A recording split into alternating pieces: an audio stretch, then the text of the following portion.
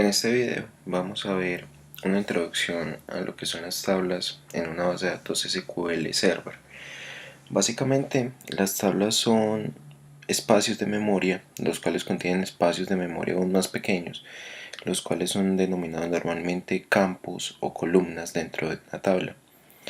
En una tabla lo que podemos hacer es entonces almacenar información, consultarla, insertarla, actualizarla, eliminarla y diferentes tipos de operaciones que podemos ejecutar con data.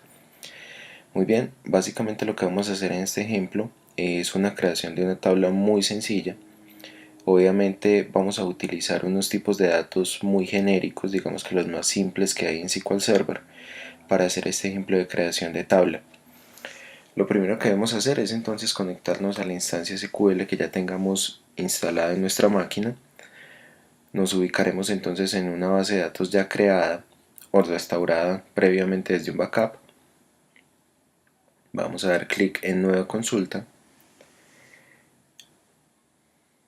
y desde acá básicamente vamos a digitar o a crear todo el código necesario para que esta tabla pueda ser agregada a esta base de datos.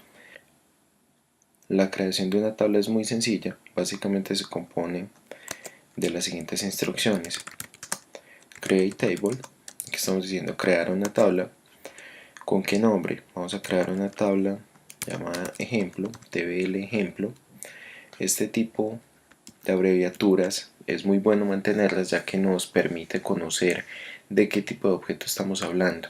Esto digamos que lo podemos tratar en un próximo video en más detalle, pero desde aquí es importante que empiecen a diferenciar este tipo de abreviaturas y el uso o la funcionalidad que tiene dentro de SQL Server.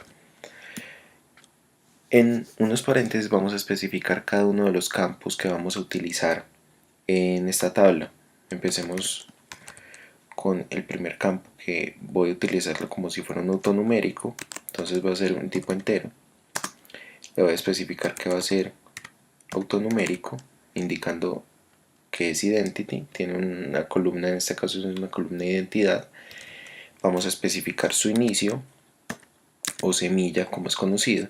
Esto quiere decir que iniciará en 1 y tendrá incrementos de 1 en 1, es decir, cada vez que insertemos o agreguemos data a esta tabla, este campo irá incrementándose automáticamente, teniendo como principio el número 1 y consecutivamente el 2, 3, 4, 5 y así. Continuamos con un campo para texto, vamos a poner str descripción. La abreviatura str viene de string, ¿sí? En este caso podemos utilizar string o bsh, que también es un tipo reconocido, digamos es una abreviatura para poder identificar que un campo es alfanumérico. Aquí lo importante es reconocer que SQL no exige que pongamos este tipo de abreviaciones, pero digamos que para un programador o a nivel de una lectura de una base de datos es funcional y tiene, digamos, su uso desde el punto de vista de que si se visualiza un campo que inicia con BCH o con STR, ya sabemos que es un alfanumérico, sin necesidad de ir a evaluar el tipo de dato con el que está creado. Vamos a identificarlo entonces como un varchar. Aquí podemos especificar la longitud, es decir, cuántos caracteres puede almacenar este campo. En este caso vamos a especificar este como 50. Y por último vamos a crear un campo tipo fecha. En este caso vamos a crear un campo tipo datetime. Vamos a llamarlo fecha actualización tipo datetime. Listo. Hasta aquí tenemos entonces una estructura muy básica de una tabla, la cual nos va a permitir en un futuro poder almacenar, actualizar o eliminar data, e igualmente poder consultar toda la información que tengamos en esta. Muy bien, hasta aquí podemos entonces dar a ejecutar a nuestro código. Aquí nos indica que se ejecutaron de forma correcta los comandos que acabamos de codificar. Si actualizamos el listado de nuestras tablas, vamos aquí a ver la tabla recién creada. Aquí es importante tener en cuenta algo: las tablas de SQL Server pueden tener diferentes tipos de índices o claves de búsqueda. Esto básicamente le ayuda al motor de bases de datos a identificar en una tabla cuál es la forma más óptima de, digamos, moverse dentro de cada una de la data que tiene almacenada. En este caso no hemos especificado ninguna para esta tabla. Es muy importante tener en cuenta que, digamos, como una norma básica de SQL Server, toda tabla debe tener una clave primaria. La clave primaria lo que nos permite es identificar un campo o digamos un registro como único, es decir, ese dato nunca se va a poder repetir. En este caso podemos utilizar el campo int id, el cual acabamos de agregar a la tabla, y digamos que por comodidad lo vamos a hacer con el diseñador, ya que obviamente la idea es no volvernos unas máquinas de codificación y conocer cada uno de los puntos o toda la sintaxis de codificación de SQL Server, sino apoyarnos sobre la propia herramienta o el Management Studio que nos provee SQL Server. Para esto entonces vamos a dar clic derecho sobre la tabla que acabamos de crear, nos vamos a diseño.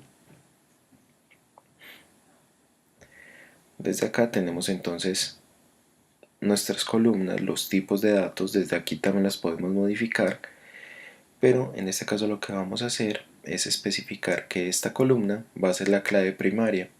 Una clave primaria puede ser compuesta, es decir, también puede incluir uno o más campos. Para este caso, que es un ejemplo básico, vamos a utilizar simplemente un campo, vamos a dar clic en el botón establecer clave primaria y ya tenemos entonces nuestra clave asignada. Lo único que nos falta es darle clic al botón guardar y ya tenemos entonces nuestra clave primaria asignada. ¿Cómo podemos verificar que esto está bien hecho o digamos que se ejecutó correctamente sobre la tabla? Si actualizamos la tabla, expandimos sus propiedades, vamos a ver en las claves que se creó una primary key llamada así, y aquí también lo podemos identificar con este símbolo a nivel de lo que es el campo. SQL también nos provee una utilidad para extraer el script. El script es esta codificación que vemos acá para una creación de una tabla y en realidad de casi todos los objetos que tenemos en la base de datos. Esto es una opción muy útil y la podemos acceder de la siguiente forma.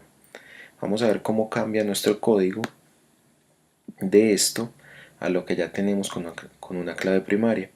Vamos a dar entonces clic derecho sobre la tabla, incluir tabla como, create to, y vamos a decirle que nos lleve el código a una nueva ventana del editor de consultas.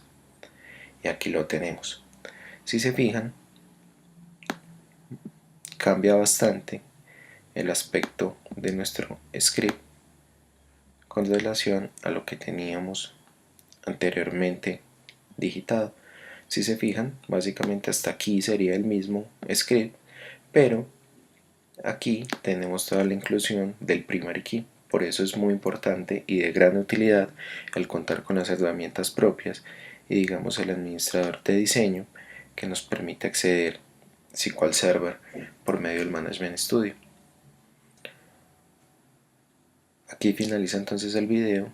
Esta es una primera aproximación a lo que sería todo el manejo de tablas, scripts y demás procesos que podemos hacer con el motor de bases de datos.